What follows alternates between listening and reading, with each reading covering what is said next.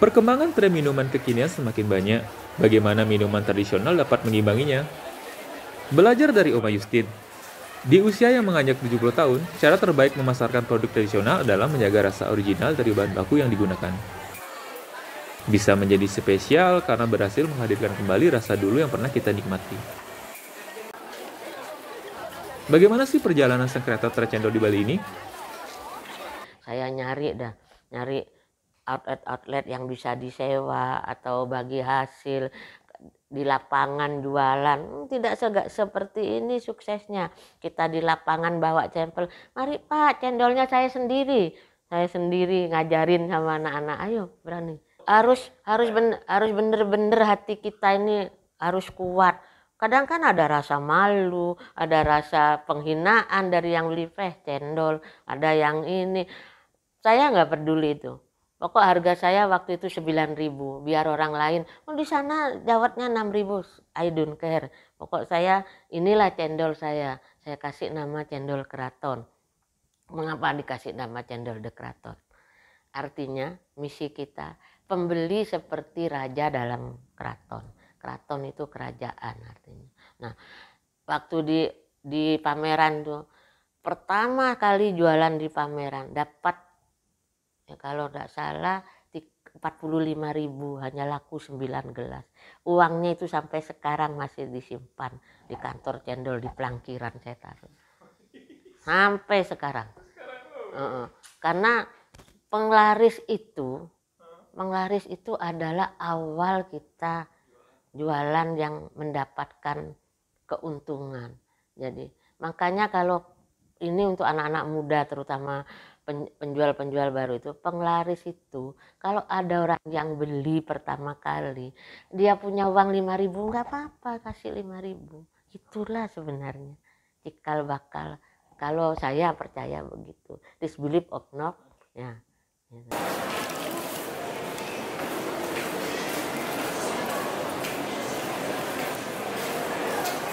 Gini, umur saya 72 Desember nanti ini. Desember, 12 Desember tuh, umur saya 72. Mengapa saya senang? Karena sesuatu yang kita senangi, jualan sesuatu yang kita senangi, yang pasti dengan doa ya, dan yakin pasti laris. Ya bisa lihat cendol saya. Dan satu, di samping enak, ini harus ini kualitas ini jaga. Ini enak, jangan pernah merubah ininya, takarannya dan segalanya ramah. Gitu. Makin ada tantangan di tempat jualan itu, jangan pernah mundur. Walaupun tantangan tuh mungkin dari saingan, kan bisa juga dari pembeli yang cerewet. Ada pembeli yang cerewet, maunya enak, murah. Ya setidak-tidaknya walaupun jengkel, kita tetap senyum. Atau kalau sudah saking jengkelnya, ya Bu, cendol saya sombongin sekalian. Ya Bu, cendol saya ini lain daripada yang lain. Jadi dari segi rasa, di segi pewarna, di segi air, kita pilihan semua loh. Gitu. Dan semangat. Orang jangan berpikiran sudah tua harus di rumah, itu salah. Kalau tua di rumah makin pikun.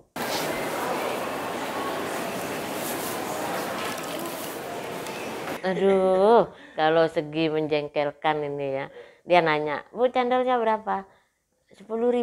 Kalau di lapangan 10.000. Tuh di sana 5.000. Gimana you mau jawab? Kalau saya emosi ya sana aja beli kan gitu. Tapi kan nggak boleh gitu.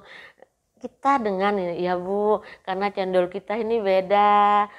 Jadi kita dari gulanya juga tanpa pemanis. Jadi nerangkan lagi. Dan airnya Bu dari air RO. Kalau tapi dia nyenye banget, seneng banget. Ibu punya uang berapa? 5.000 ini saya kasih. Tak gituin. Jadi cara nyekaknya halus. Jangan itu, nah mungkinnya kalau jangan dah beli di sini. Itu enggak boleh. Jangan pernah. Ini pelajaran hidup ya. Jadi pelajaran hidup itu, orang bilang belajar tidak pandang usia. Itulah. Jadi kita supaya tahu zaman kekinian, ya harus ikut pelatihan-pelatihan.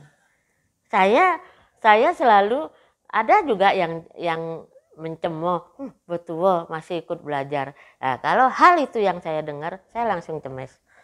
Itu saya bilang, saya belajar, tapi saya tidak ikut ujian karena saya pasti lolos, tak gitu. Saya sudah pasti lulus karena saya pengalaman. Cuman saya ingin tahu kekinian.